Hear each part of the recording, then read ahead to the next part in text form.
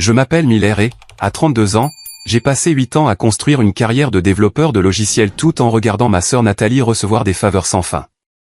En grandissant, le schéma était clair. Elle était l'enfant chéri. J'étais la pensée secondaire. Grâce à la discipline et au sacrifice, j'ai réussi à économiser près de 175 000 $, jusqu'à ce que Nathalie décide qu'elle y avait droit. Ce qui a suivi a été la trahison familiale ultime qui m'a forcé à choisir entre mon avenir et leur approbation. Avant de vous raconter comment toute ma famille s'est retournée contre moi, faites-moi savoir d'où vous regardez et appuyez sur ce bouton d'abonnement si vous avez déjà dû tenir tête à des membres de votre famille qui se croient tout permis. J'ai grandi dans une banlieue de classe moyenne à environ 30 km de Boston. Sur le papier, nous étions la famille américaine par excellence. Papa avait gravi les échelons jusqu'à un poste de cadre moyen dans une banque régionale, fier de son bureau d'anglais de sa voiture de fonction. Maman enseignait en 3e année à l'école primaire locale, aimait des élèves et des parents pour ses méthodes d'enseignement créatives. Notre maison coloniale de 3 chambres, avec son petit jardin bien entretenu, était nichée dans un quartier où les enfants faisaient du vélo jusqu'à ce que les lampadaires s'allument. De l'extérieur, le portrait de la famille Carlson semblait parfaitement normal. 2 parents qui travaillent, 2 enfants, un chien nommé Rusty et des barbecues dans le jardin les week-ends d'été. Mais à l'intérieur de ces murs, la dynamique était tout sauf équilibrée. Depuis mes plus lointains souvenirs, le favoritisme envers ma sœur Nathalie était subtil mais indéniable. Quand elle avait 13 ans et moi 10, elle avait des tenues neuves pour l'école tandis que je portais les vêtements d'occasion de mes cousins. Papa justifiait cela par des excuses pratiques. Les vêtements de filles ne peuvent pas vraiment être transmis, Miller. Sois pratique. Maman ajoutait que Nathalie devait s'intégrer avec ses amis. Tu sais comment sont les filles de cet âge. Leur calendrier avait toujours de la place pour les événements de Nathalie. Mes parents ne manquaient jamais ses spectacles de chorale ou ses matchs de football, assis au premier rang et enregistrant chaque instant. Pendant ce temps, mes compétitions académiques ou mes matchs de baseball étaient suivis sporadiquement, voire pas du tout. Il y avait toujours une raison, papa avait une réunion importante, maman avait des copies à corriger.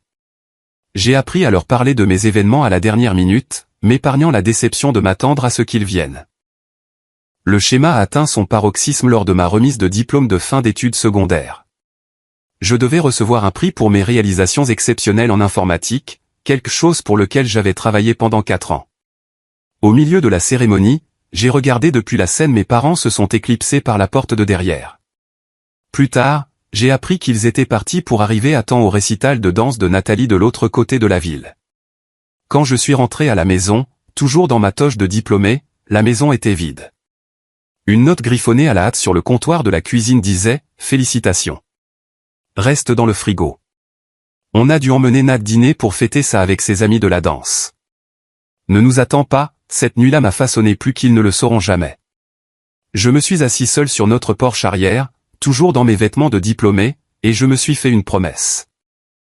Je construirai ma vie sans rien attendre de personne. L'indépendance n'était pas seulement un objectif. C'est devenu mon bouclier. J'ai eu mon premier emploi à 16 ans, travaillant le week-end chez Compte, le magasin d'électronique local. Tandis que mes amis passaient leur samedi au centre commercial, j'apprenais les composants informatiques avec Gary, le directeur bourru mais compétent qui avait reconnu ma curiosité. Après les heures de travail, il me laissait démonter et remonter les modèles d'exposition qui ne se vendaient pas bien. Tu as l'esprit pour ça, disait-il, ce qui signifiait plus pour moi que n'importe quel compliment à demi-mot que mes parents m'aient jamais offert. Le lycée n'était plus qu'une obligation diurne. Les soirées et les week-ends étaient consacrés à l'apprentissage autodidacte de langage de programmation grâce à des livres de bibliothèque et au premier forum internet. Ma chambre s'est transformée en un atelier de pièces technologiques jetées et de manuels de programmation. Maman se plaignait du désordre, mais n'interférait jamais. Mon espace était le seul domaine où j'avais une autonomie totale.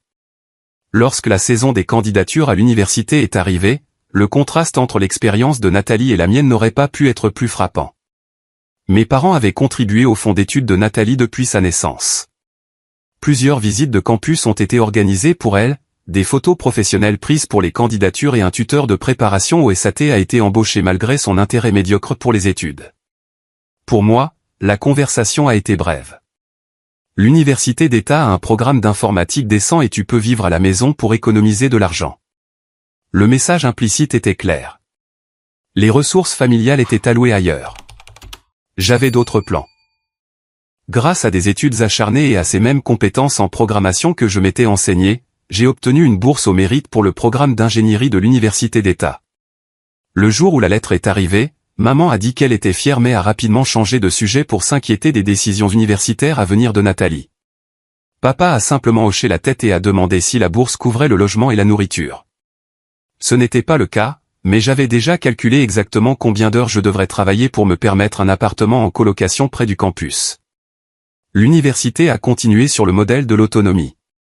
Je travaillais 25 heures par semaine au service informatique de l'université tout en suivant un programme de cours complet. Les vacances signifiaient prendre des quarts de travail supplémentaires pendant que les autres étudiants rentraient chez eux. Pendant ce temps, Nathalie fréquentait une coûteuse université privée d'arts libéraux à 3 états de là. Son appartement entièrement meublé par nos parents, ses dépenses mensuelles couvertes par leur carte de crédit.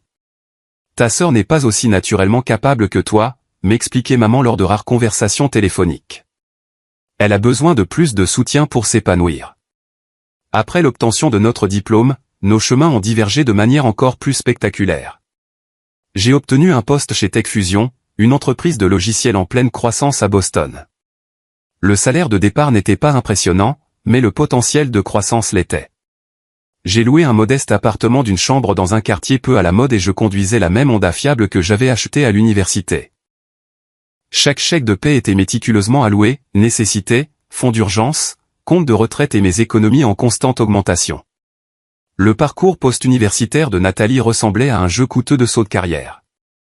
D'abord, son poste de coordinatrice marketing dans un magazine de mode, qu'elle a quitté après 6 mois parce que son patron étouffait sa créativité. Puis nos parents ont payé pour qu'elle suive un programme de design d'intérieur, qu'elle a abandonné à mi-parcours après avoir décidé que ce n'était pas sa passion. Un bref passage dans la vente pharmaceutique s'est terminé lorsqu'elle n'a pas pu atteindre les objectifs trimestriels. Maintenant, elle travaillait dans une agence immobilière de luxe, un emploi qu'elle occupait depuis près de 11 mois, sa plus longue période d'emploi à ce jour. Pendant qu'elle changeait de carrière et d'appartement, je maintenais le cap. Mon style de vie est resté modeste malgré les promotions et les augmentations de salaire. Mon appartement était fonctionnel plutôt que à la mode. Ma garde-robe se composait de basiques qui ne feraient pas sourciller au bureau, mais ne feraient pas non plus tourner les têtes. Le seul luxe que je m'accordais était un voyage de randonnée annuel dans les parcs nationaux où je me déconnectais complètement pendant une semaine. Mes collègues me taquinaient parfois sur mes habitudes frugales, mais j'avais une feuille de calcul. Ils ne voyaient pas celle qui suivait mes investissements, mes économies et mon calendrier prévisionnel pour l'indépendance financière. Mon but ultime n'était pas des voitures de luxe ou des marques de créateurs. Je rêvais d'atteindre un point où je pourrais créer ma propre société de conseil en logiciel ou financer une start-up technologique sans que les investisseurs ne contrôlent ma vision. Peut-être même prendre ma retraite anticipée et voyager beaucoup, une liberté qui nécessitait du capital et de la discipline. Les réunions de famille sont devenues des exercices d'esquive. Papa s'enquérait de mon travail avec un vague intérêt, son attention ne s'éveillant que lorsqu'il était question d'éventuelles augmentations de salaire. Toujours dans la même entreprise, hein ? Pas d'ambition de monter dans l'une de ces grandes entreprises technologiques. L'argent est bien meilleur. Il n'a jamais tout à fait compris que la stabilité et la croissance à long terme dans une entreprise qui respectait l'équilibre entre vie professionnelle et vie privée correspondaient parfaitement à ma stratégie financière. Maman examinait mes vêtements pratiques et ma coupe de cheveux avec une légère déception, suggérant parfois que je vive un peu ou se demandant à voix haute si je sortais avec quelqu'un qui pourrait apporter un peu d'excitation dans ma vie. La suggestion que mon approche méthodique de la vie indiquait un manque plutôt qu'un choix délibéré était un courant sous-jacent constant. L'approche de Nathalie vis-à-vis de ma discipline financière a évolué de méprisante à exigeante au fil des ans. Au début, elle plaisantait sur le fait que j'étais radin ou ennuyeux. Plus tard, elle a commencé à laisser entendre qu'il fallait aider la famille chaque fois qu'elle rencontrait des difficultés financières. Les petits prêts demandés sont devenus des prêts plus importants attendus. 100 $ pour des réparations de voitures imprévues sont devenus 500 $ pour le loyer lorsqu'elle a décidé de prendre une semaine de congé sans solde. Le délai de remboursement s'est étiré de la semaine prochaine à quand les choses se calmeront à simplement plus mentionner du tout.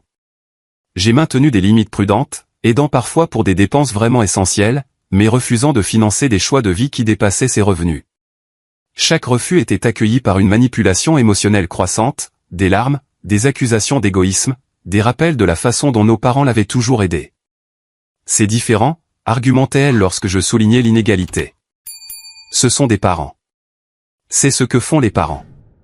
Ce qu'elle voulait vraiment dire, c'est ce que les parents font pour toi, ce que les frères et sœurs font pour moi.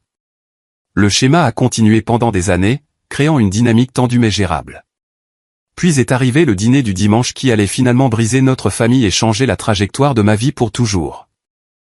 Avril en Nouvelle-Angleterre apporte un temps imprévisible, et ce dimanche particulier a connu une chaleur inhabituelle qui a incité les voisins à installer leurs meubles de patio avec optimisme. Je ne rendais plus visite à la maison de mes parents que rarement, limitant les interactions familiales aux grandes fêtes et à de rares dîners du dimanche, lorsque la culpabilité de décliner trop d'invitations l'emportait sur mon désir de solitude paisible. Ce soir-là, je suis arrivé à la maison coloniale familière avec une bouteille du vin blanc préféré de maman et la résignation de quelqu'un qui se prépare à une obligation sociale inévitable. La maison sentait le rôti de bœuf et le poli à meubles au citron. Le rituel de préparation du dîner du dimanche de maman n'avait pas changé en 20 ans. Papa était installé dans son fauteuil inclinable, regardant le golf avec la concentration étudiée de quelqu'un qui évite les tâches ménagères. Il a brièvement levé les yeux quand je suis entré. « Miller, tu es en avance pour une fois. » Pas une question, pas tout à fait un salut, juste une observation avec la plus légère pointe de surprise. Maman est sortie de la cuisine, s'essuyant les mains sur son tablier, son sourire d'institutrice fermement en place. « Voilà mon garçon occupé, j'allais justement t'appeler pour m'assurer que tu t'en souvenais. » Elle a accepté le vin avec une gratitude exagérée, comme si je lui avais présenté un millésime rare au lieu de son chardonnay habituel à $12 de l'épicerie. La conversation du dîner a suivi le schéma habituel. Papa s'est enquis de mon travail avec le vague intérêt de quelqu'un qui discute du passe-temps d'une lointaine connaissance. Toujours à réparer des problèmes d'ordinateur pour la même entreprise, a-t-il demandé entre deux bouchées de rôti de bœuf. Créer des solutions logicielles. Ai-je corrigé doucement, la même clarification que j'avais offerte d'innombrables fois. Et oui, TechFusion se porte bien. Nous venons de décrocher un important client dans le secteur de la santé qui devrait nous occuper jusqu'à l'année prochaine. Les ordinateurs, a hoché la tête papa d'un air sage, comme pour résumer un concept complexe. Bon travail stable, je suppose. Pas excitant, mais stable. Maman a redirigé la conversation avec une diplomatie étudiée. J'ai croisé Margaret Wilson à l'épicerie. Tu te souviens d'elle, elle enseignait la musique à mon école. Son fils travaille maintenant dans l'une de ces grandes entreprises technologiques. Comment s'appelle-t-elle? Google. Google, maman. Oui, c'est ça. Apparemment, ils ont des fauteuils de massage et un déjeuner gratuit tous les jours. Avez-vous quelque chose comme ça dans votre entreprise? Avant que je puisse expliquer que des avantages comme les fauteuils de massage compensent souvent des heures de travail exténuantes et des attentes qui mènent à l'épuisement professionnel, la porte d'entrée s'est ouverte avec une force dramatique. Nathalie est entrée en coup de vent, avec 45 minutes de retard, ne portant rien d'autre qu'une excitation rayonnante, comme si elle avait apporté le cadeau le plus précieux de tous, sa présence. « Désolée, je suis en retard », a-t-elle annoncé sans avoir l'air le moins du monde désolé. Vous n'imaginez pas la journée que j'ai eue. Elle a fait la bise à maman, a fait un high-five à papa et m'a fait un signe de la main distrait avant de se laisser tomber sur sa chaise à table. J'ai besoin de vin immédiatement. J'ai la plus grande nouvelle. Maman s'est empressée de lui verser un verre tandis que papa se penchait en avant avec un intérêt sincère qui avait été notablement absent lors de mon bilan de carrière. J'ai reconnu la chorégraphie familiale. L'entrée de Nathalie réinitialisait toujours l'énergie de n'importe quelle pièce, la plaçant en son centre. Je l'ai trouvée. A déclaré Nathalie après une gorgée théâtrale de vin. La maison absolument parfaite. Une maison pour un client? A demandé maman. Nathalie a ri comme si maman avait dit quelque chose d'adorablement naïf. Non, pour moi. C'est à Brookline. Une magnifique maison de style néocolonial avec des planchers de bois franc d'origine et une véranda qui serait parfaite pour le yoga du matin. 3 chambres, 2 salles de bain et demi, et la cuisine. Elle a serré son cœur de façon dramatique. Cuisinière viking, comptoir en marbre et ses suspensions qui semblent tout droit sorties d'un magazine. Papa a légèrement froncé les sourcils. Brooklyn, c'est cher. Combien ça coûte, un endroit comme ça, de nos jours? 795 000 $, a répondu Nathalie nonchalamment, comme si elle discutait du prix d'un plat principal plutôt que d'une somme que la plupart des gens mettraient des décennies à accumuler.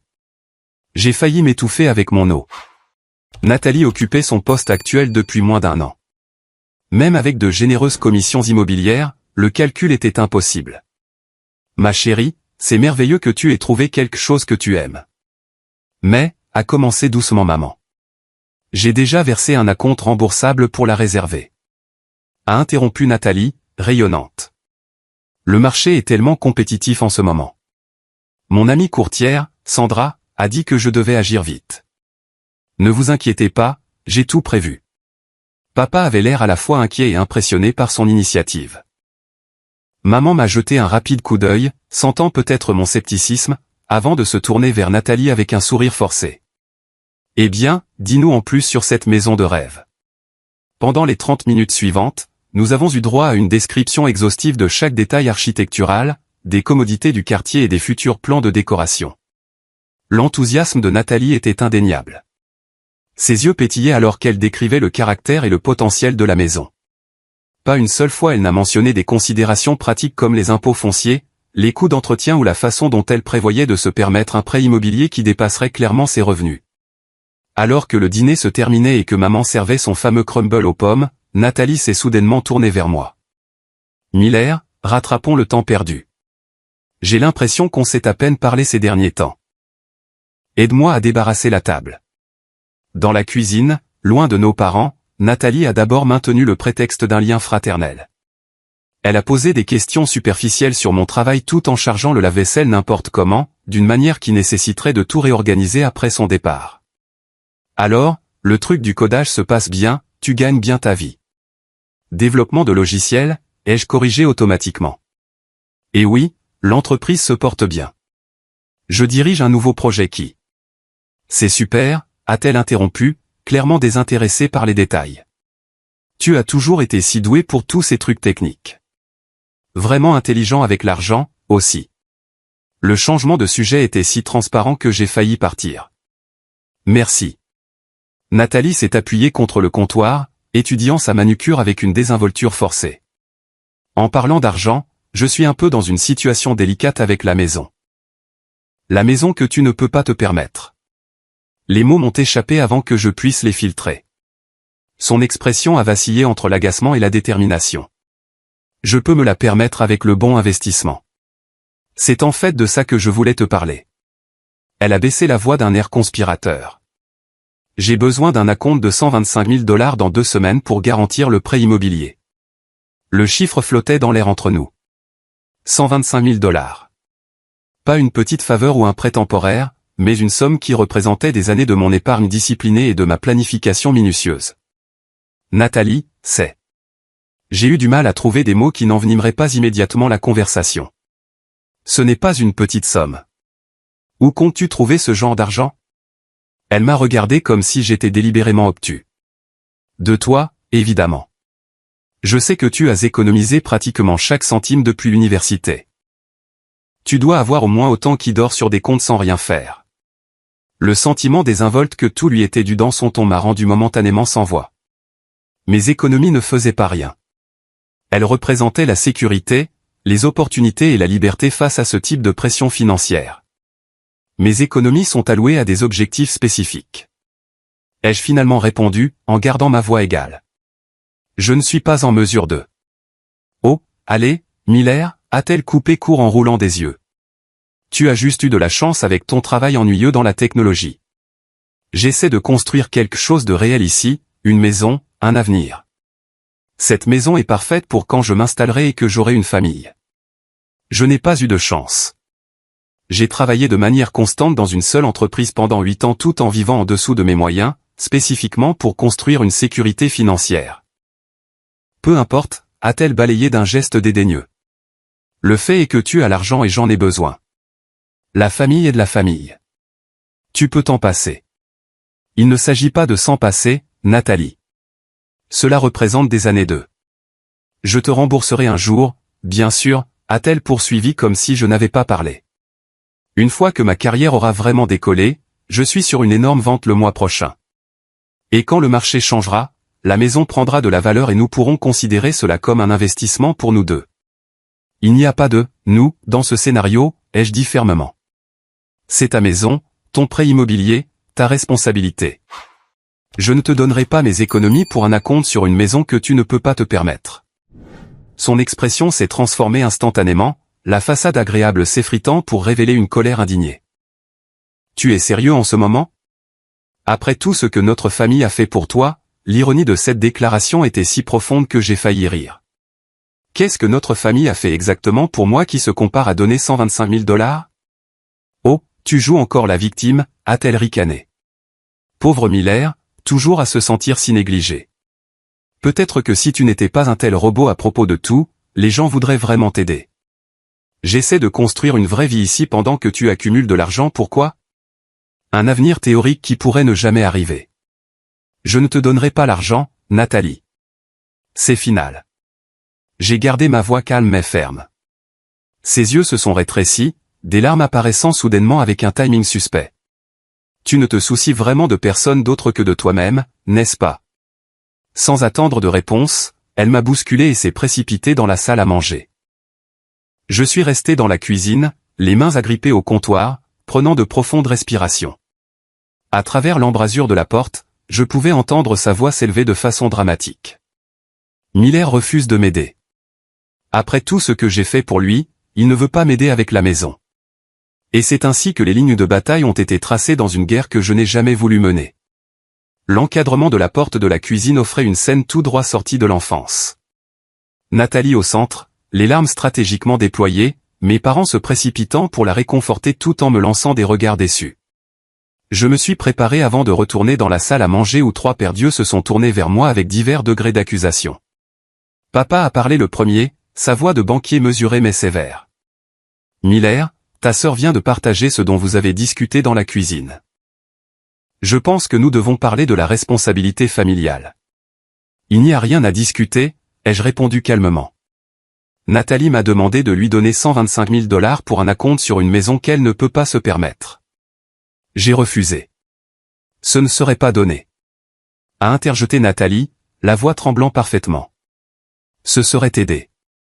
Un investissement dans la famille. Maman a tendu la main pour lui serrer la sienne. Ma chérie, je suis sûr que ton frère ne veut pas être difficile. Miller a toujours été. Elle a fait une pause, cherchant un terme diplomatique. Prudent avec ses ressources. Prudent, a ricané papa. Le garçon a accumulé de l'argent comme si l'apocalypse arrivait depuis ses 16 ans. Pendant ce temps, ta sœur essaie de s'établir, de se construire une vie convenable. La dynamique familière s'est réaffirmée. Mes préoccupations pratiques ont été rejetées, les décisions impulsives de Nathalie rationalisées.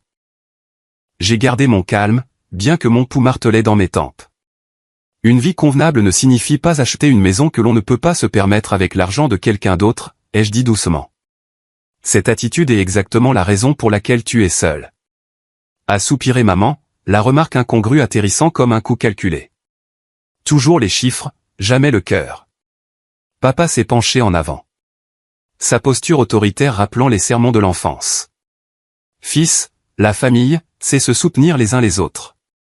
Ta mère et moi avons toujours été là quand l'un de vous deux avait besoin de quelque chose. Maintenant, ta sœur a besoin de ton aide pour quelque chose d'important. Vous avez été là pour Nathalie. Ai-je corrigé, les mots s'échappant avant que je puisse reconsidérer. Il y a une sacrée différence. La pièce est tombée dans le silence. J'avais enfreint la règle familiale tacite. Ne jamais reconnaître le déséquilibre. C'est injuste, a finalement dit maman, sa voix d'institutrice émergeant. Nous avons soutenu nos deux enfants de manière égale. Nathalie voit l'opportunité, passant à une indignation vertueuse. Vous voyez, c'est ce qu'il fait. Il transforme tout en une sorte de compétition, une sorte de grief. J'essaie de réaliser une étape importante de ma vie, et il ressort des histoires anciennes. Papa a levé la main pour demander le silence. Indépendamment des inégalités que tu penses avoir perçues dans ton enfance, Miller, tu es un adulte maintenant. Les adultes dans une famille se soutiennent les uns les autres. Ta sœur ne demande pas une dépense frivole. C'est une maison, une sécurité pour son avenir. Une maison qui coûte près de 800 000 $ alors qu'elle occupe son poste depuis moins d'1 an. Ai-je souligné, ce n'est pas de la sécurité. C'est de l'imprudence financière. Je suis doué dans mon travail. A rétorqué Nathalie. Ce n'est pas parce que je ne veux pas m'asseoir dans un cubicule à écrire du charabia informatique toute la journée que je ne peux pas réussir. Papa s'est raclé la gorge. Le fait est, Miller, que nous nous attendons à ce que tu reconsidères. La famille passe avant tout. Ça a toujours été le cas dans cette maison. La conversation a tourné en rond pendant encore 40 minutes. Peu importe à quel point j'expliquais clairement mon point de vue, il était rejeté comme égoïste, froid, insensible. Finalement, je me suis excusé, prétextant une réunion matinale le lendemain. En partant, les derniers mots de papa m'ont suivi jusqu'à la voiture. Pense à ce qui compte vraiment dans la vie, mon fils. Ce ne sont pas des chiffres sur un compte en banque. La semaine qui a suivi a apporté une campagne croissante de guerre émotionnelle. Chaque matin commençait par des textos de maman, allant de la culpabilisation, à peine dormi, pensant à la déception de ta pauvre sœur, à l'agression passive. J'ai toujours pensé que nous avions élevé des enfants qui se souciaient de la famille.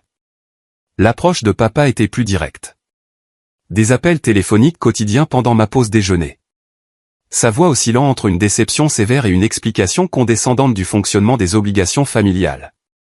Tu comprendras quand tu auras tes propres enfants un jour, disait-il à plusieurs reprises, comme si mon état d'enfant unique expliquait mon échec moral. Nathalie a employé toutes les tactiques de manipulation de son arsenal. Les textos du matin décrivaient ses larmes. Les emails de l'après-midi détaillaient les caractéristiques de la maison auxquelles elle devrait renoncer.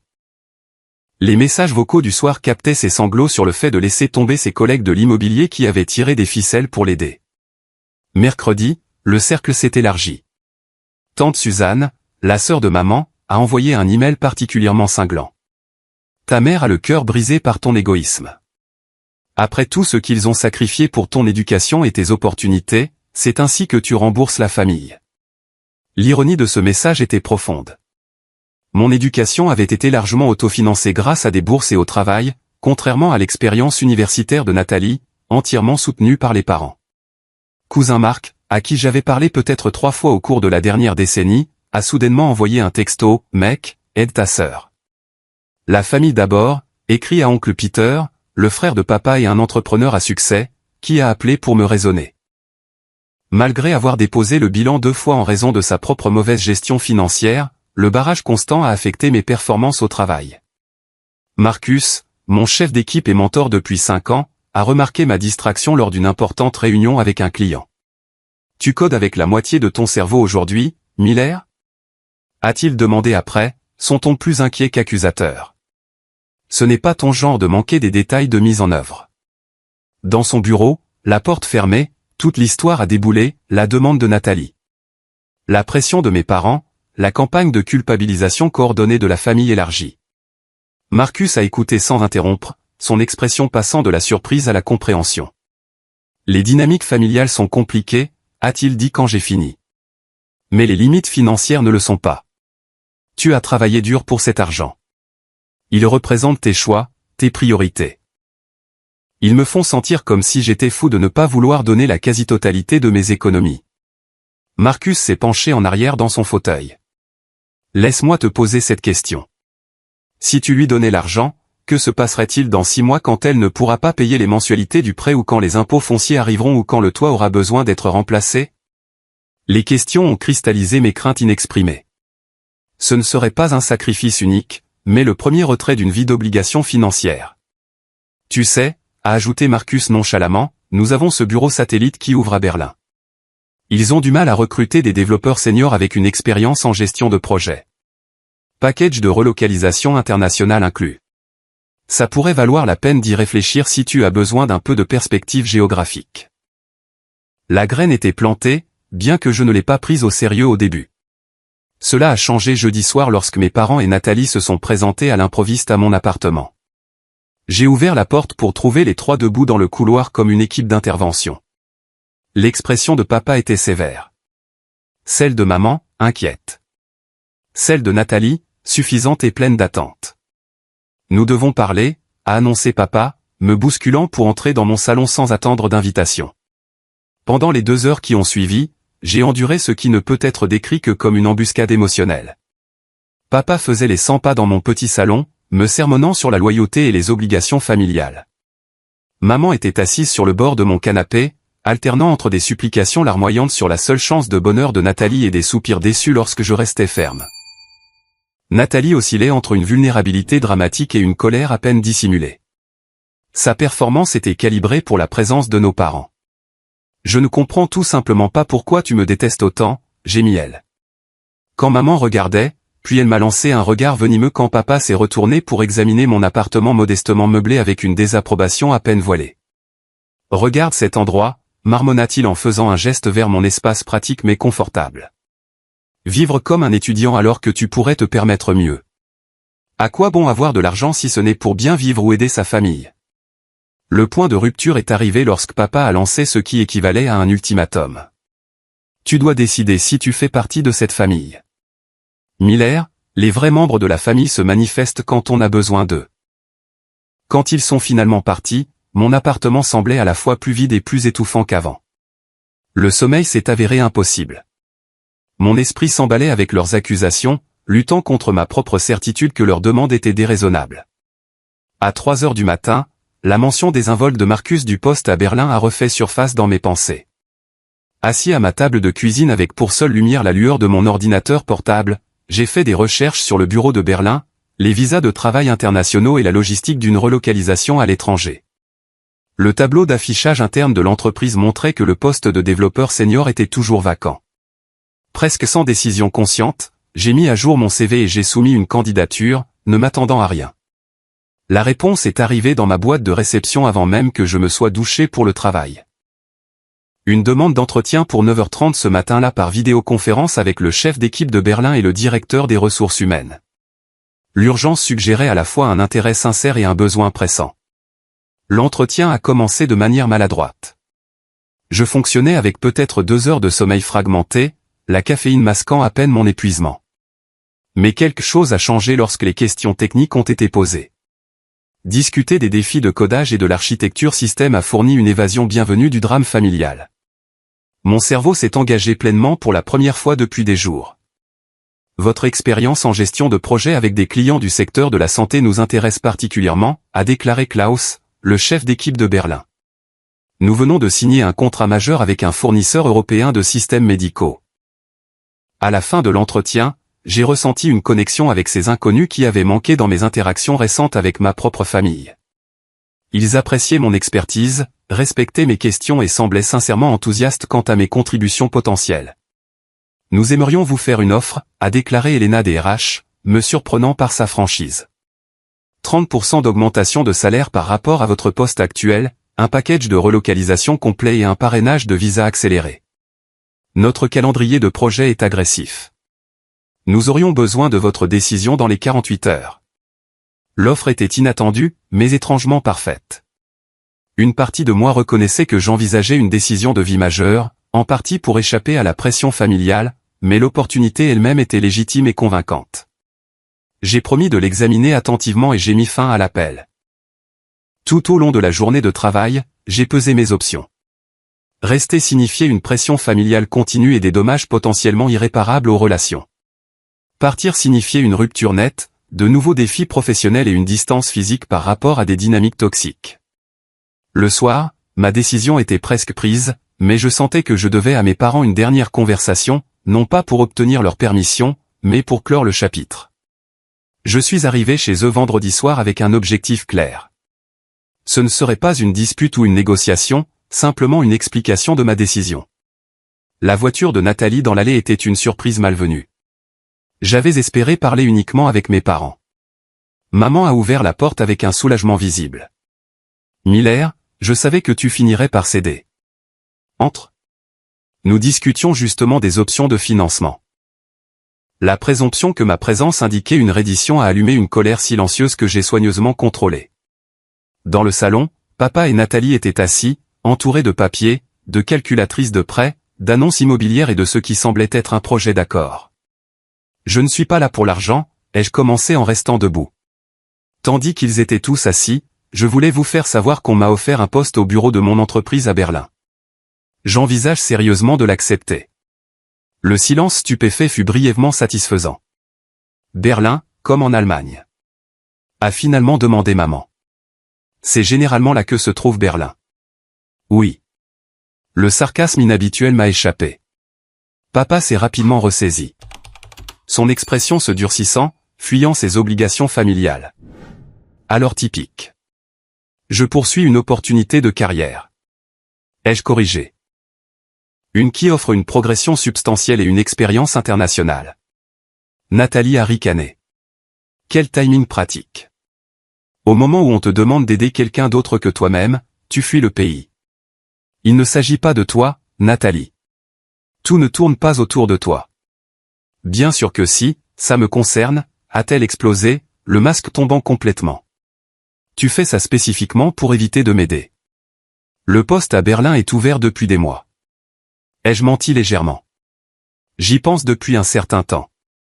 Papa s'est levé, adoptant sa posture autoritaire. Tu fais une erreur, mon fils. La famille devrait passer avant les ambitions professionnelles. Ce principe semblait être appliqué de manière sélective dans cette maison, ai-je répondu calmement. Ce qui a suivi a été la conversation la plus honnête que notre famille ait jamais eue. Des vérités douloureuses longtemps refoulées, émergeant enfin. J'ai détaillé des années de traitement inégal, de double standard et de mépris de mes réalisations. Papa a répliqué par des accusations de jalousie et d'ingratitude. Maman a tenté de jouer les pacificatrices, mais a révélé ses propres préjugés à chaque intervention. Nathalie, sentant qu'elle perdait le contrôle du récit, a escaladé de façon spectaculaire. Admets simplement que tu me détestes. Tu as toujours été jalouse parce que maman et papa m'aiment plus. L'explosion enfantine aurait pu être presque comique si elle n'avait pas exposé si parfaitement le dysfonctionnement de base. Je ne te déteste pas, Nathalie, mais je ne te fais pas confiance avec mon avenir financier. Tu n'as pas besoin de tout cet argent, a-t-elle presque crié. Tu vis comme un moine de toute façon. Pourquoi économises-tu qu'il soit si important? Mes choix, ma liberté, mon avenir, chaque mot délibéré et ferme. Alors que la dispute s'intensifiait, des révélations choquantes ont émergé. Papa a révélé par inadvertance qu'ils avaient refinancé leur maison 2 fois pour couvrir l'entreprise ratée de Nathalie et ses dettes de carte de crédit. Maman a laissé échapper que Nathalie avait déjà été refusée par 2 prêteurs hypothécaires avant de me solliciter. Vous avez favorisé son irresponsabilité financière pendant des années, ai-je dit, les pièces du puzzle s'assemblant enfin. Et maintenant vous vous attendez à ce que je continue sur cette lancée. Le visage de papa a rougi de colère. Nous avons soutenu nos 2 enfants selon leurs besoins. Nathalie a eu besoin de plus d'aide. C'est juste la réalité. Non, vous l'avez paralysée en ne lui permettant jamais de faire face aux conséquences, ai-je répliqué. Et maintenant vous voulez que je fasse de même. La dispute a continué à s'intensifier jusqu'à ce que je me lève finalement pour partir, émotionnellement épuisé mais étrangement libéré. Je vous ferai part de ma décision concernant Berlin d'ici dimanche. Le dernier mot de papa m'a suivi jusqu'à la porte. Si tu choisis d'abandonner ta sœur quand elle a besoin de toi, ne t'attends pas à ce que la même famille que tu as toujours eu t'attende quand tu décideras de revenir. La menace a persisté pendant que je rentrais chez moi, ses implications se dévoilant lentement dans mon esprit. Étais-je vraiment menacé d'excommunication familiale pour avoir refusé de donner mes économies? 2 heures après être rentré à mon appartement, la réponse est arrivée par texto de papa. Ta mère et moi avons discuté de la situation. Tes choix sont clairs, porte-toi garant pour le prêt immobilier de Nathalie d'ici lundi. Ou considère ta relation avec cette famille comme fondamentalement changée. La famille reste unie ou pas du tout. Il ne s'agit pas d'argent mais de loyauté. Fais le bon choix, mon fils. Le message m'a stupéfié par son ultimatum explicite. Quelques minutes plus tard, mon téléphone a vibré avec des notifications. Nathalie avait publié une mise à jour sur les réseaux sociaux, vague mais clairement ciblée. Le cœur brisé quand ceux qui devraient vous aimer le plus révèlent leur véritable égoïsme. Certains liens que je pensais indestructibles. La section des commentaires s'est rapidement remplie de réponses sympathiques, y compris plusieurs de membres de la famille élargie qui connaissaient clairement la situation du point de vue de Nathalie. Seule la cousine Rachel, la famille d'abord, toujours, je n'arrive pas à le croire. Oncle Peter, certaines personnes oublient d'où elles viennent. Tante Suzanne, appelle-moi ma chérie. Nous allons trouver une solution.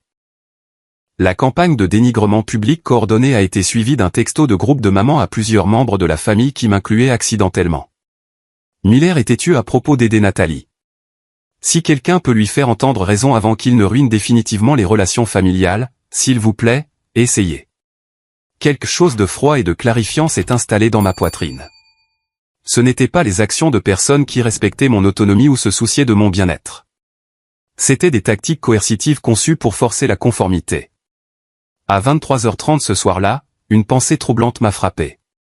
Nathalie avait toujours accès à un compte d'épargne joint que nous avions ouvert il y a des années pour un fonds de vacances familiales. Le compte était resté ouvert avec des fonds minimaux, mais il était lié à mes comptes principaux pour des transferts occasionnels. Je me suis connecté à mon application bancaire pour vérifier le statut et j'ai découvert quelque chose de glaçant. 3 tentatives de connexion infructueuses au cours de la dernière heure depuis un appareil non reconnu. Quelqu'un, presque certainement Nathalie, essayait d'accéder à mes comptes. La prise de conscience a déclenché une action immédiate. Avant minuit, j'étais au téléphone avec la ligne d'urgence de ma banque, mettant en place des gels de sécurité et supprimant toutes les connexions d'accès externes. À 1h du matin, j'avais créé des comptes entièrement nouveaux dans une autre institution financière et initié les transferts de mes économies. À 2h, j'avais changé tous les mots de passe, questions de sécurité et numéros de téléphone de récupération associés à mon identité financière. Le sentiment de trahison était profond. Ma propre sœur avait tenté d'accéder à mes comptes sans permission. Qu'il s'agisse de vérifier les soldes ou de transférer des fonds restait incertain, mais la violation des limites était indéniable. Il ne s'agissait plus seulement de manipulation émotionnelle. C'était potentiellement criminel. À l'aube, j'ai envoyé une réponse de 2 mots au texto d'ultimatum de mon père. Je comprends. Qu'il interprète cela comme il le souhaitait. Puis j'ai envoyé un email à Elena à Berlin.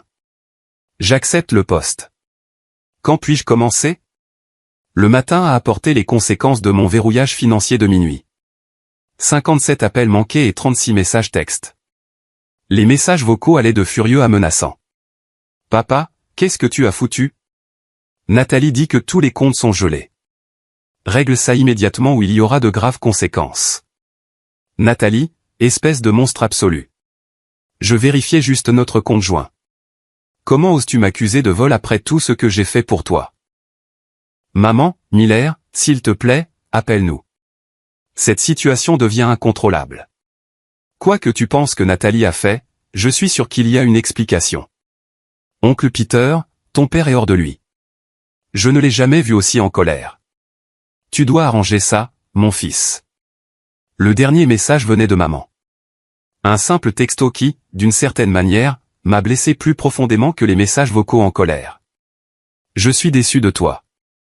Pas en colère, pas confuse, déçu, comme si protéger mes finances d'un accès non autorisé était un échec moral plutôt qu'une protection de base.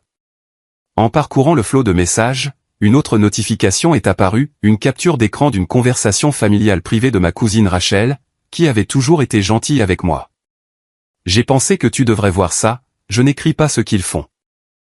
La capture d'écran montrait une conversation entre divers membres de la famille discutant de mes problèmes de santé mentale et de mon comportement paranoïaque avec Nathalie, suggérant que j'aurais peut-être besoin d'une aide professionnelle pour ma relation malsaine avec l'argent. Papa a proposé une intervention familiale où ils aideraient Miller à voir la raison concernant ses responsabilités. L'assassinat de caractère coordonné a confirmé ma décision. Ce n'étaient pas les actions de personnes qui avaient mes meilleurs intérêts à cœur. Avec un calme étrange, j'ai ouvert mon ordinateur portable et j'ai officiellement accepté le poste à Berlin par email. Elena a répondu en quelques minutes avec les documents préliminaires et une date de début proposée dans 3 semaines. Au bureau, j'ai demandé une réunion privée avec mon directeur pour donner mon préavis de 2 semaines. Marcus n'a pas semblé surpris. Berlin a fait une offre. Oui, j'accepte. Il a hoché la tête lentement. Je me doutais que tu le ferais. Ils ont un sacré développeur. J'apprécie le soutien que tu m'as apporté ici, ai-je dit, soudainement ému de quitter le lieu de travail qui avait été mon seul environnement stable. Écoute, Miller, à propos du timing. A hésité Marcus, ce qui était inhabituel pour lui. Je sais que les choses sont compliquées avec ta famille en ce moment. L'entreprise exige normalement un préavis de 2 semaines, mais étant donné les circonstances, nous pourrions traiter ton départ plus efficacement si nécessaire. Son implication était claire. Il offrait une sortie accélérée si ma situation familiale le rendait nécessaire. Qu'est-ce que Berlin t'a dit exactement? Ai-je demandé. Rien de spécifique. Klaus a mentionné des circonstances personnelles. Quand il a appelé pour vérifier tes références, j'ai comblé quelques lacunes. Il a haussé les épaules. Les relocalisations internationales sont complexes. Parfois, les choses doivent se faire rapidement. À la fin de la journée, mon calendrier de départ s'est considérablement accéléré. Je terminerai officiellement dans une semaine, avec une semaine supplémentaire de congés payés pour gérer la logistique de la relocalisation. L'entreprise organiserait l'expédition des biens essentiels tout en fournissant une allocation pour de nouveaux meubles à Berlin. Les aspects pratiques du démantèlement de ma vie américaine se sont déroulés avec une efficacité surprenante. Mon bail d'appartement contenait une clause permettant la résiliation avec un préavis de 30 jours et un mois de loyer supplémentaire. Un coût financier, mais qui valait la rupture nette. Mes modestes meubles se sont vendus rapidement sur les marchés en ligne, et ma fidèle Honda a trouvé un nouveau propriétaire en un étudiant diplômé. Chaque étape logistique terminée semblait couper un autre lien avec la vie que ma famille voulait contrôler. Chaque boîte emballée représentait la liberté plutôt que la perte. La seule obligation restante était mon appartement, trop d'objets personnels pour simplement les abandonner, trop peu de temps pour tout trier correctement. J'ai loué un petit garde-meuble pour les objets ayant une réelle valeur sentimentale et j'ai donné le reste à des œuvres de charité locales. 4 jours après le début de cette transformation éclair, maman m'a envoyé un texto pour me demander de la rencontrer seule pour un café. Contre mon meilleur jugement, j'ai accepté, choisissant un café public où toute scène potentielle serait contenue par la bienséance sociale. Elle est arrivée avec l'air plus petite. D'une certaine manière, l'institutrice confiante était diminuée par le conflit familial. Pendant plusieurs minutes, nous avons échangé des banalités douloureusement maladroites sur le temps et le prochain concert de printemps de son école. Finalement, elle a abordé le sujet délicat. « Ton père m'a parlé de ton travail à Berlin », a-t-elle commencé en remuant son café intact. « Est-ce que ça va vraiment se faire ?»« Oui, je pars la semaine prochaine. » Sa main a légèrement tremblé, si vite, sans même en discuter d'abord avec la famille. Les événements récents suggéraient que les discussions familiales étaient devenues des affaires unilatérales. Elle a grimacé mais n'a pas contesté ce point. « Miller, je sais que les choses ont été intenses ces derniers temps, mais fuir sur un autre continent semble extrême. Nous pouvons sûrement trouver un terrain d'entente concernant la situation de Nathalie. » « Il n'y a pas de terrain d'entente, maman. Toi et papa m'avaient donné un ultimatum. Sacrifier ma sécurité financière pour Nathalie ou être coupé de la famille. Je ne fais que reconnaître le choix que vous avez présenté. Nous n'avons jamais voulu que ça en arrive là, a-t-elle insisté, les larmes aux yeux. Nous voulons juste que tu aides ta sœur. Juste cette fois-ci. L'expression a allumé quelque chose en moi. Juste cette fois-ci. Maman, Nathalie a eu d'innombrables, juste cette fois, les frais de scolarité de l'université, les études supérieures qu'elle n'a pas terminées, les entreprises ratées, les renflouements de cartes de crédit, les paiements de voitures, le loyer quand elle a quitté des emplois sans en avoir de nouveaux. Ça n'a jamais été, juste cette fois-ci. Maman a semblé sincèrement surprise. Comment as-tu su pour les cartes de crédit? Papa a mentionné le refinancement lors de notre dispute. Ce n'était pas difficile de faire le lien. Elle a soupiré profondément. Ta sœur a des difficultés que tu n'as pas. La vie est plus facile pour toi. La vie n'est pas plus facile pour moi. Je fais des choix différents. J'accepte les conséquences. Je vis selon mes moyens. Elle a trouvé la maison de ses rêves. Miller. Comment peux-tu lui refuser ce bonheur? La conversation a continué, tournant autour du même sujet. Mon obligation de me sacrifier pour le bonheur de Nathalie, mon égoïsme de donner la priorité à ma sécurité financière, ma cruauté d'avoir mis en place des protections de compte. Quand maman a finalement demandé directement si j'allais simplement aider cette seule fois, j'ai répondu avec une finalité calme, non, et j'ai besoin que tu comprennes que cette réponse ne changera pas, peu importe combien de membres de la famille appellent ou combien d'appels émotionnels vous faites. Elle est partie peu de temps après, nos adieux maladroits étendus. Le gouffre entre nous semblait infranchissable, non pas à cause de la colère, mais parce que nous partions de conceptions fondamentalement différentes de l'obligation familiale. La nuit précédant mon départ a apporté une dernière confrontation. J'étais en train d'emballer les derniers de mes effets personnels essentiels lorsqu'un coup sec à la porte a interrompu mon travail méthodique. À travers le Judas, j'ai vu Nathalie, seule et clairement agitée. Contre mon meilleur jugement, j'ai ouvert la porte mais j'ai bloqué l'entrée. Nathalie, il est tard. Tu le fais vraiment? Dit-elle en voyant les valises emballées derrière moi. Tu t'enfuis en Europe. J'ai accepté une opportunité d'emploi. C'est tout. Elle a eu un rire creux. Bien sûr. Rien à voir avec le refus d'aider ta seule sœur. Avais-tu besoin de quelque chose de spécifique, Nathalie? Je pars demain et j'ai encore des bagages à faire. Son expression a soudainement changé. La vulnérabilité remplaçant l'hostilité. Miller, je pense que nous avons mal commencé avec toute cette histoire de maison. Je sais que j'ai pu paraître exigeante. L'aveu était si inattendu. J'ai momentanément baissé ma garde, reculant pour la laisser entrer. J'ai réfléchi à ce que tu as dit, a-t-elle poursuivi en s'asseyant sur la seule chaise restante, sur les conséquences et les choix. Et tu as raison, je n'ai pas toujours pris les meilleures décisions financières.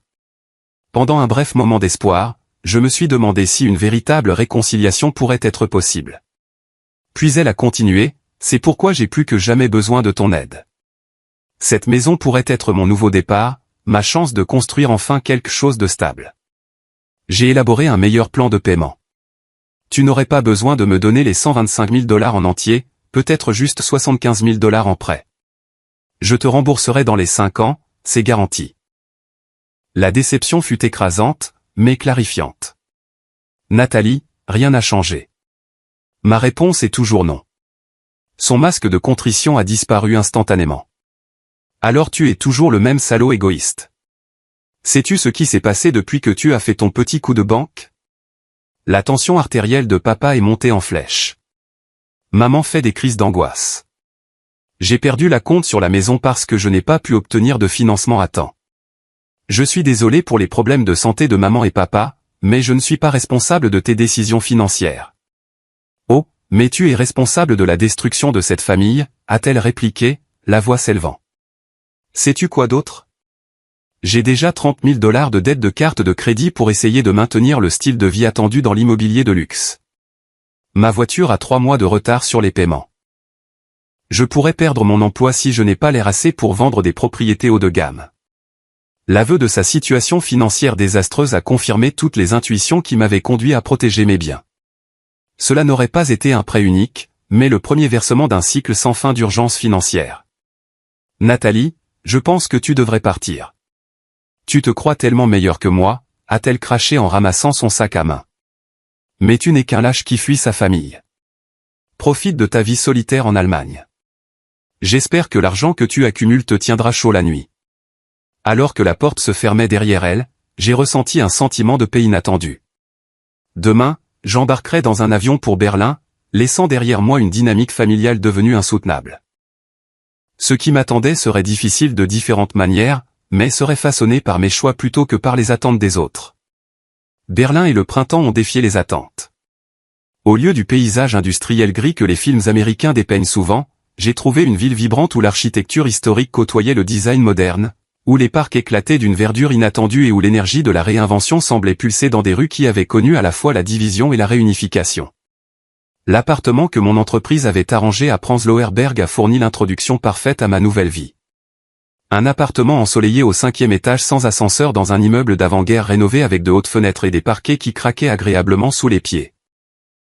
Le quartier grouillait de jeunes familles et de professionnels, parsemé de cafés de coin où ordinateurs portables et conversations coexistaient dans une harmonie confortable. Le contraste avec ma vie antérieure fut immédiat et profond. Personne à Berlin ne me connaissait comme le frère de Nathalie ni ne mesurait ma valeur à l'aune des attentes familiales.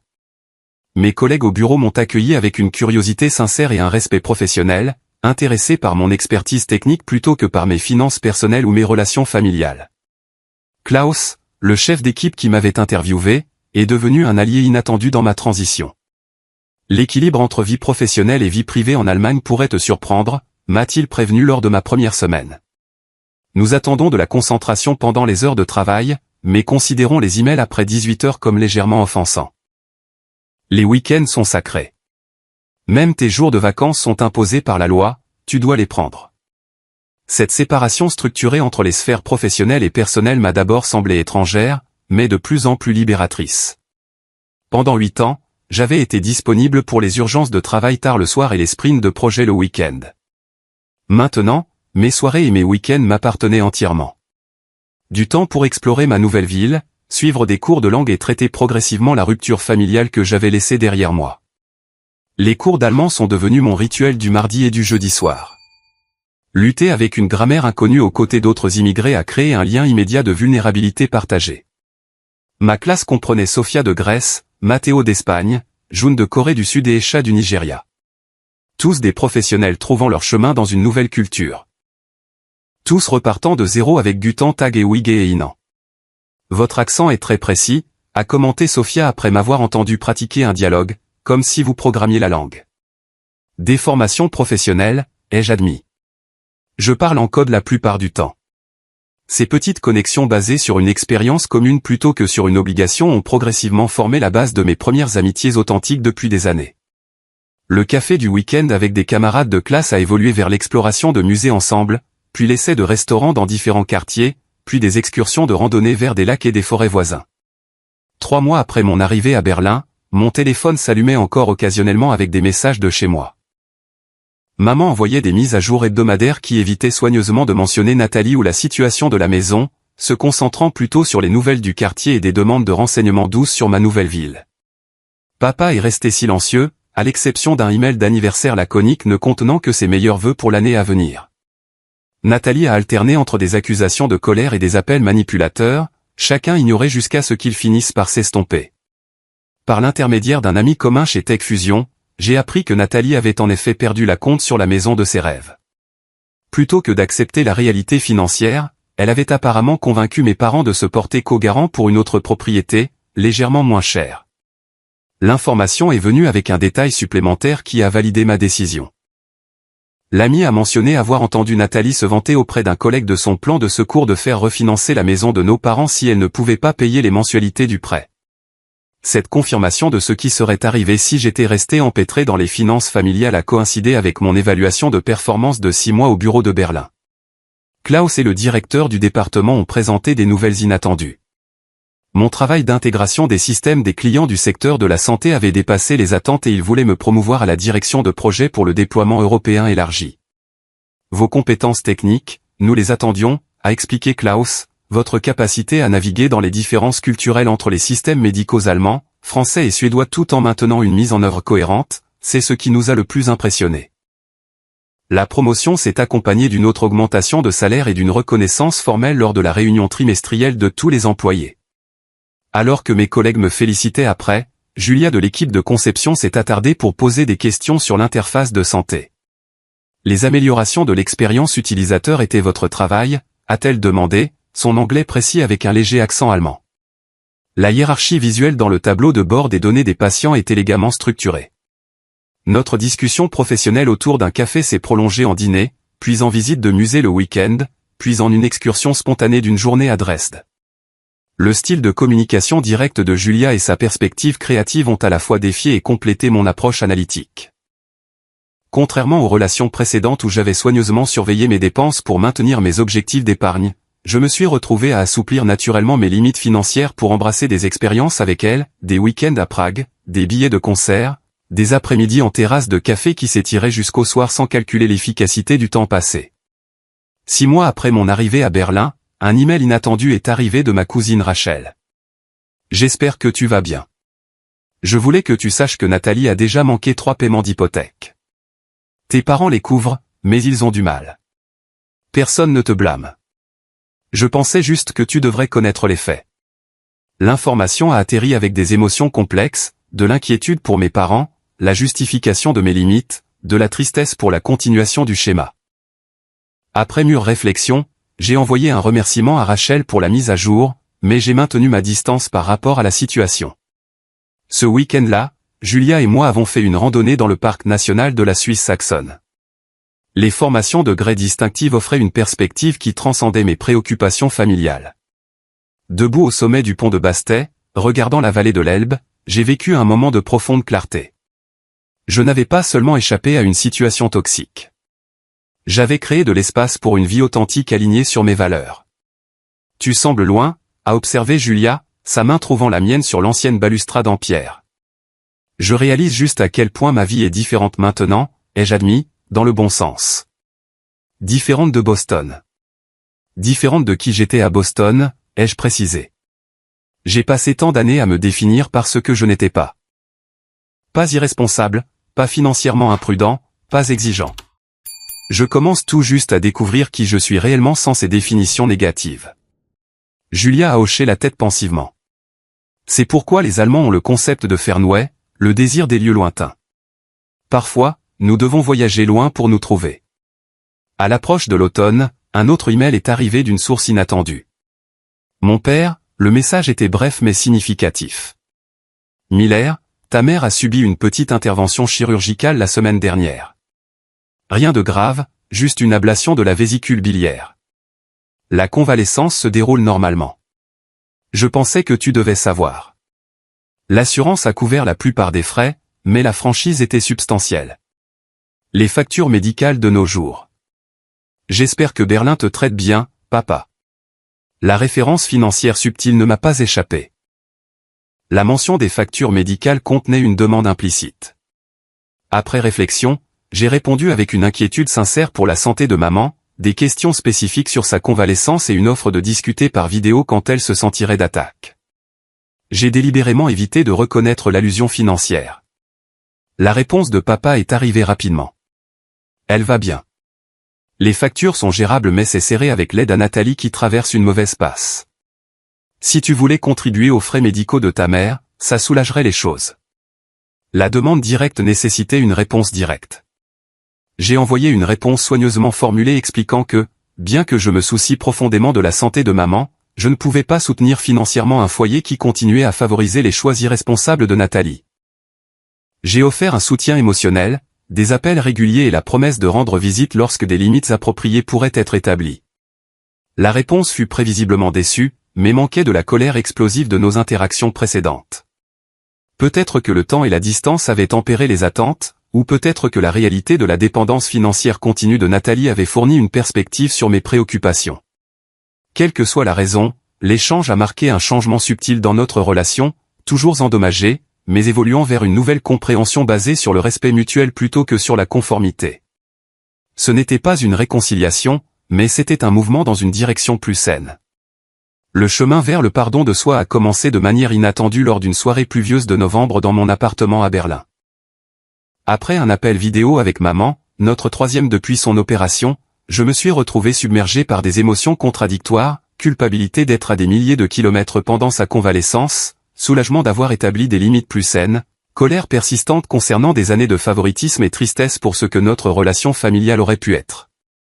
Ces sentiments enchevêtrés se sont manifestés physiquement, une poitrine serrée, une respiration superficielle et un sentiment persistant de malaise qui a affecté mon sommeil et ma concentration. Julia a remarqué ma distraction pendant le dîner et a doucement suggéré quelque chose que je n'avais jamais envisagé. As-tu pensé à parler avec un thérapeute de ta situation familiale ? Ma résistance initiale a été automatique. La thérapie m'avait toujours semblé être pour les gens avec de vrais problèmes, pas pour des désaccords familiaux. Mais l'approche pragmatique de Julia a normalisé l'idée. La plupart des Allemands que je connais ont parlé avec un thérapeute à un moment donné. C'est juste de l'entretien pour l'esprit, comme aller chez le dentiste. 2 semaines plus tard, je me suis retrouvé dans le bureau confortable du docteur Baumann près d'Alexanderplatz, expliquant maladroitement ma dynamique familiale à une femme réfléchie avec des lunettes à monture argentée et une manière directe qui, d'une manière ou d'une autre, rendait la vulnérabilité sûre. Au cours des séances suivantes, des schémas que je n'avais jamais pleinement articulés ont émergé avec une clarté douloureuse. Le docteur Baumann a introduit des concepts comme la théorie des systèmes familiaux et la parentification émotionnelle qui ont fourni un cadre pour des expériences que j'avais précédemment expliquées ou minimisées. Ce que vous décrivez comporte des éléments d'abus financiers, a-t-elle noté lors de notre 4e séance. Votre sœur et vos parents ont tenté de s'approprier vos ressources sans se soucier de votre bien-être ou de votre consentement. Votre décision d'établir des limites n'était pas égoïste. C'était de l'autoprotection saine. Ces validations externes ont progressivement aidé à démanteler la culpabilité que j'avais transportée de l'autre côté de l'Atlantique. Le processus n'a pas été linéaire. Certaines séances m'ont laissé en colère contre les années de manipulation que j'avais endurées. D'autres ont apporté le deuil de la famille solidaire que je n'avais jamais vraiment eu. Mais lentement, une perspective a émergé du brouillard émotionnel. Le pardon ne signifie pas approuver ce qui s'est passé, a expliqué le docteur Baumann, cela signifie se libérer du fardeau du ressentiment. Vous pouvez reconnaître le mal tout en choisissant de ne pas le porter plus loin. Pendant que je reconstruisais mon paysage intérieur grâce à la thérapie, mon monde extérieur s'est élargi de manière inattendue. Marcus de l'équipe d'ingénierie et son mari Stéphane m'ont invité à dîner, puis à des barbecues le week-end, puis à leur soirée de jeux régulière avec des amis. Le cercle d'amis artistes de Julia m'a accueilli dans des vernissages et des discussions créatives où ma perspective analytique était appréciée plutôt que rejetée comme froide ou calculatrice. Pendant la période de Noël, où le mal du pays aurait pu être le plus aigu, la famille de Julia m'a invité à leur célébration traditionnelle à Munich. L'accueil chaleureux de ses parents et leur intérêt sincère pour mon travail et mon parcours m'ont donné un aperçu de ce à quoi pourraient ressembler des dynamiques familiales saines. Un soutien sans être envahissant, un amour sans compter. Il t'aime bien, a commenté Julia alors que nous faisions une promenade nocturne sur le marché de Noël festif de Munich, des flocons de neige se prenant dans ses cheveux sombres. Ils me connaissent à peine, ai-je répliqué, toujours mal à l'aise avec une acceptation facile. Elle m'a serré la main. Ils en savent assez. Ils savent que tu rends leur fille heureuse. Pour eux, c'est suffisant. Le contraste avec l'approbation conditionnelle de ma propre famille était à la fois douloureux et éclairant. Ce que les parents de Julia offraient librement acceptation, respect, intérêt, les miens l'avaient toujours lié à la conformité à leurs attentes.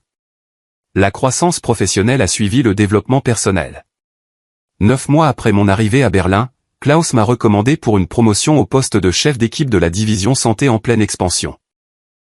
Vos compétences techniques vous ont fait embaucher, a-t-il expliqué. Mais votre intelligence émotionnelle et votre capacité d'adaptation culturelle vous ont valu cette promotion. L'ironie ne m'a pas échappé.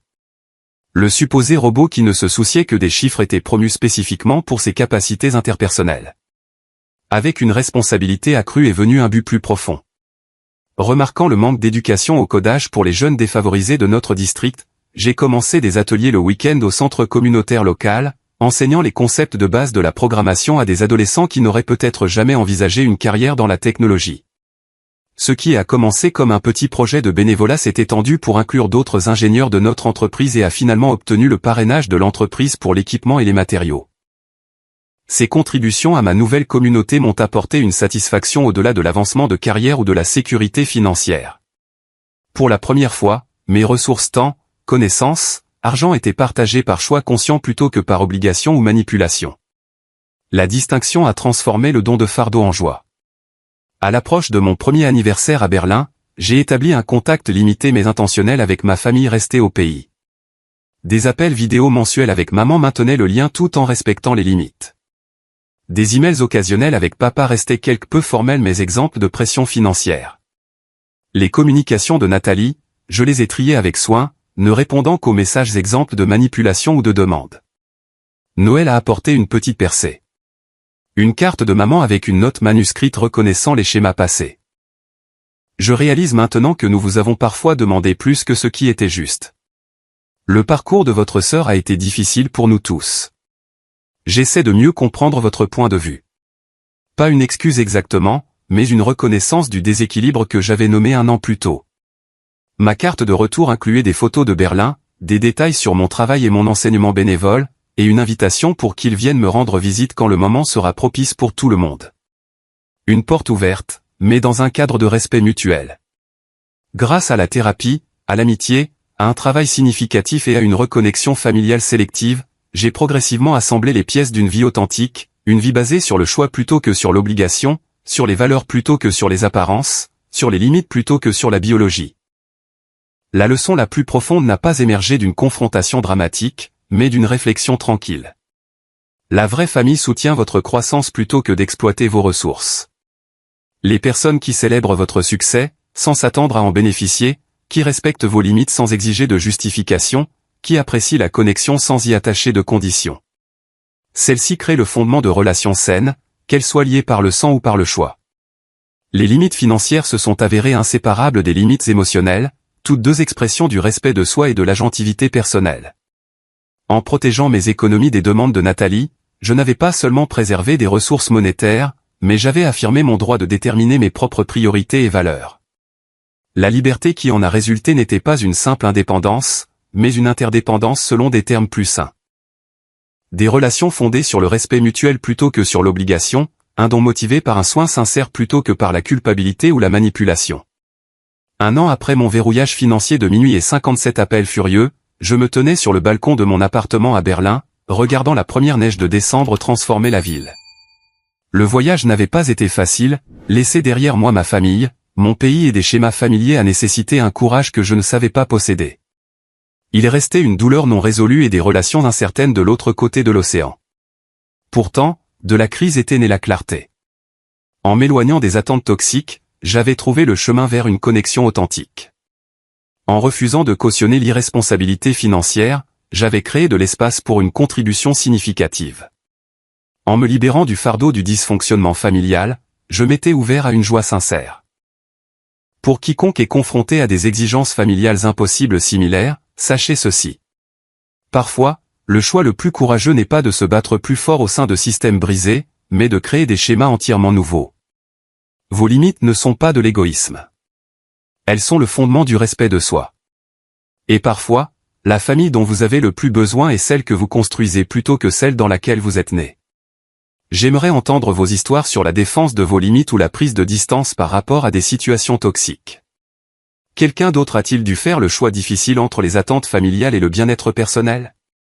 Laissez un commentaire ci-dessous. Partagez votre expérience. Votre histoire pourrait aider quelqu'un qui se sent seul dans sa lutte. Si cela a résonné en vous, veuillez appuyer sur le bouton j'aime et vous abonner pour entendre plus d'expériences de la vie réelle. Merci d'avoir écouté et souvenez-vous, se choisir n'est pas égoïste. C'est parfois la chose la plus courageuse que vous puissiez faire.